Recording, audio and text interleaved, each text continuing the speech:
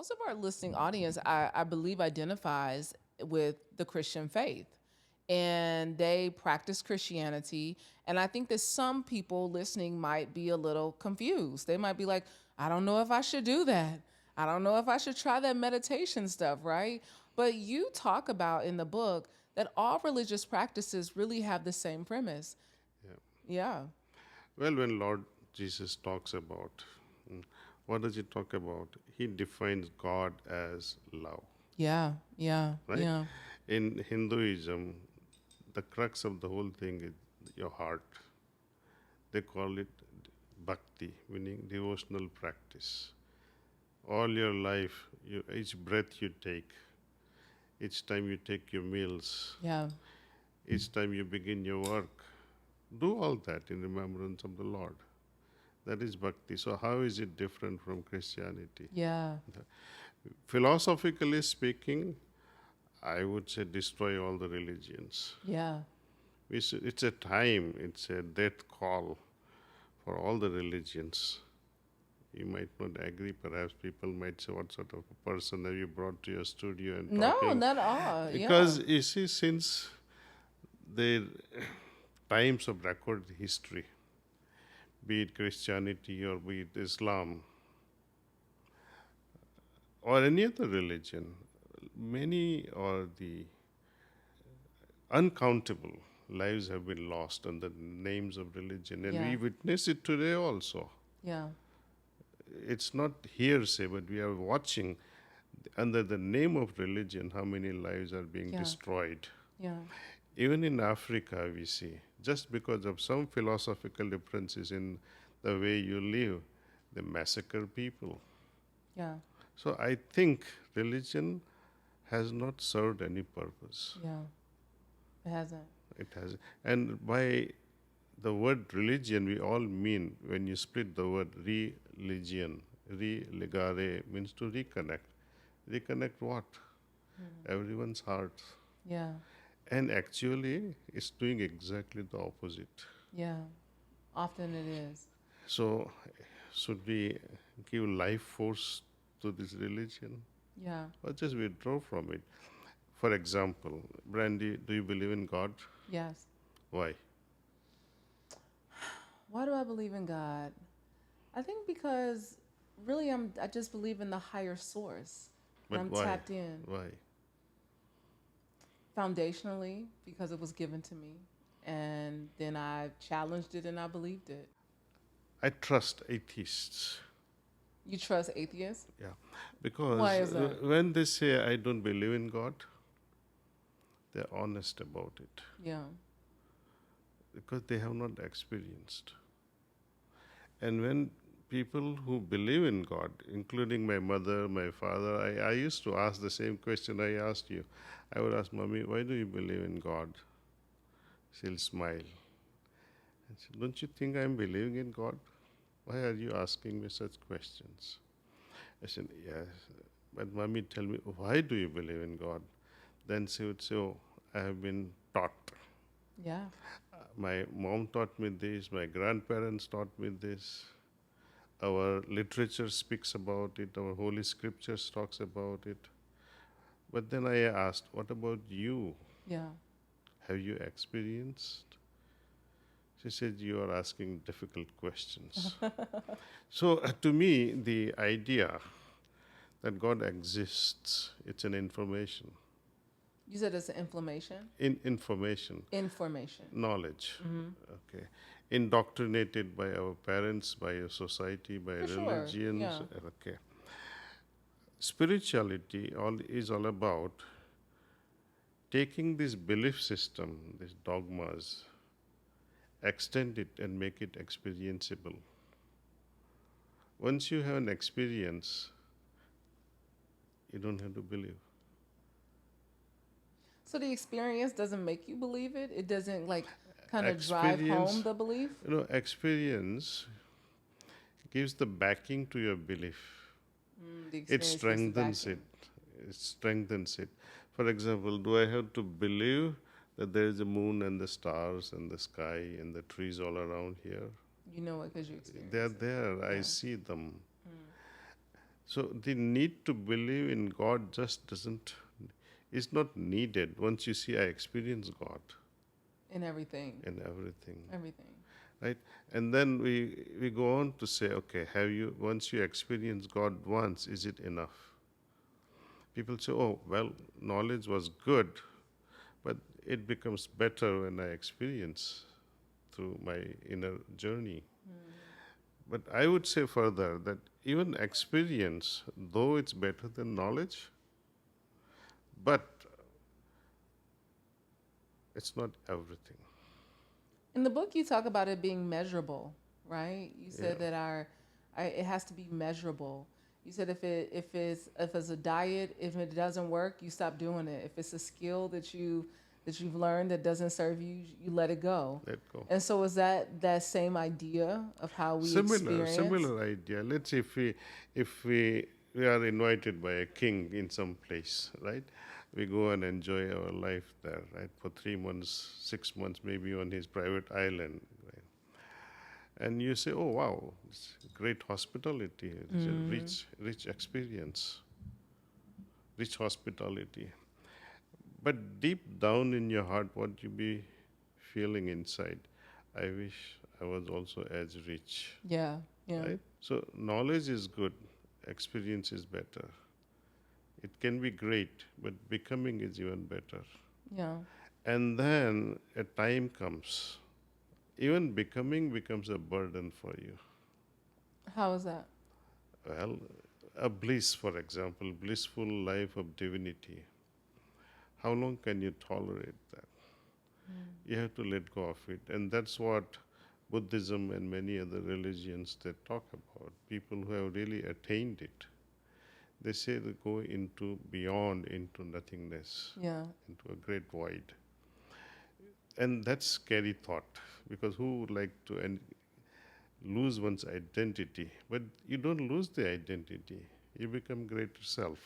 yeah, And one of the greatest saint, I would say, named Kabir, he used to uh, put it very simply, the ultimate state in few words. He said it's like raindrops falling in the ocean. in the ocean. Yeah, And once it gets merged in the ocean, there's no raindrop left behind to say, I have become the ocean. yeah, So losing the identity of a drop before merging in the ocean, we'll say, oh no, I want to protect myself. But imagine you becoming the ocean. yeah. Becoming the ocean, though, is that tapping into, you talk in the book about your chakras and Yeah. finding that alignment and that really that attuneness to God, the divine that's inside. That's definitely because when we meditate on the heart, what propels us on the further journey is the inspiration from the heart. Yeah, The experiences which we go through day in and day after, those are very subtle experiences. And when we do maintain a journal, over a period of time, you will be able to see, oh wow, my journey is in a particular direction. And as one moves from one chakra to another, there are infinite in number. There are yeah, mainly 16 I have described. These are the main stations on the journey. And each one is quite unique. And it's so exhilarating and so powerful, I would say. That in the beginning you will feel that, yes, God is within me. Then a time comes where you feel everything is godly. yeah, And the time comes where that too also will go and you'll say everything, even God and I are no different. yeah. We become one. Like Father, Son, and the Yeah, Holy Spirit, yeah. it's a Trinity. It is, yeah. Now, Trinity also gets dissolved at one moment. So in the book you talk about, and it's interesting because of the three, because you tell the story in the book about the king who had three sons. And in the book you say that who would be the next in line, basically. And they had to decorate the palace. And I love that story so much because they each got 5 copper coins to decorate. And The oldest, he just threw hay in there and just in his own contempt. The other, Didn't do anything. didn't do anything with it. And then the third one sat and meditated. He got the incense stick He got the incense, he and meditated and put and candles candles. and made it the people's. Yeah, yeah, and it became so beautiful that 5 cents or 5 coins, you can buy something, and it can cover everything in your house. And so father was so happy Yeah, that the guy who brought in the hay, he had to later on clean the house. yeah, Second son just could not do anything. yeah, Third one, he brought some incense sticks, lit it up. So the fragrance, and lit all on the entire candles. house, and the candle lit up the Yeah. whole house. So he filled it up with light and Yeah. fragrance. Yeah. Because you talk about time, the thing that we all have that's at our disposal, and the thing that we have the little amount that we have is our time. And most people feel like they're stretched for time, don't have the time. So even we look at meditation, how do people make the time to sit down, to get quiet? In fact, if you see the lives of Gandhi and Martin Luther King, they had similar belief. They Yeah. somehow were in tune. And Gandhi used to say, and what Martin Luther also King mentioned, that whenever you don't have time, meditate. Yeah. Because it is when you don't have time, that means you are overloaded with things. You have to make decisions, priorities. And when you do meditation, all the unnecessary thing will be highlighted and say, okay, not this, and Yeah. you will be able to remove it. Yeah. And things that you are going to do, your meditation will guide you how to do better Yeah. in a short time Yeah. instead of wasting time on experimenting. So this pause in meditation, the inspiration from within, tells you what not to do. Yeah. What not And to do. especially whatever you're going to do, how effectively you can do it. So that's how I managed business. One person running the chain of pharmacy. I'm not like a Walgreens or CVCs, and they have an army of people. Yeah. But here, single man, see. And you use meditation as the practice. As a practice. I would get up early in the morning, meditate for half an hour, settle myself, center myself, and go to work. And when I receive prescription, I receive it respects by centering, Yeah. fill the prescription, give it back to the patients. Yeah. In those days, in late 80s and 90s and all those time, this patient counseling was not so legally required. But I would spend enough time with every patient. Yeah.